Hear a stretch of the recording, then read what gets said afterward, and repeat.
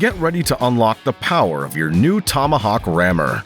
In this guide, we'll walk you through the unboxing, setup, and startup process so you can hit the ground running and achieve 100% compaction in no time. Start by carefully unboxing your Tomahawk Rammer, making sure all the parts are there. The first step is to adjust the handles. Grab a 10mm socket wrench, loosen the bolts, and raise the handles to the right height. Once they're positioned, tighten the bolts to lock them in place. Next, prep the engine. Remove the dipstick and add SAE 10W30 motor oil. Then, fill up the fuel tank with unleaded gas, 86 octane or higher. Now, let's get it running. Close the choke, open the fuel valve, set the throttle to the idle position, and turn the engine switch to on.